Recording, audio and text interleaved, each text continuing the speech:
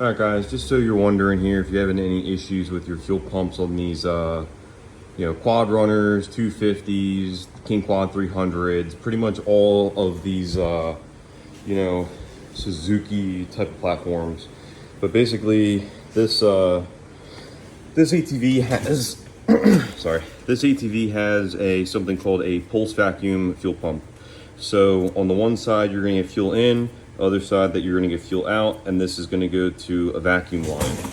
The vacuum line goes to this port down here on this carburetor, and when it's at idle, it gets a little pulse of a vacuum, and it will basically pump fuel to the carburetor. And the reason that's important is because the fuel shutoff valve is pretty low on these things in the tank compared to the height of the carburetor.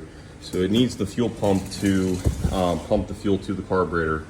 But I was having an issue with this, and I really don't have time to continue messing with it. So what I want to do is I want to install this little inline fuel pump here, and we'll just tap off the vacuum line so we don't have a vacuum leak.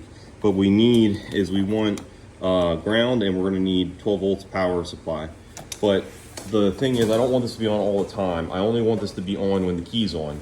So if you guys are wondering what wire that is, typically in the key switch here, what you're going to want to look for is, in some models, you can't see here, but there's a white plug in the harness here, and typically that's going to have an orange wire to it. The orange wire is always going to have key on power. You can tap into that.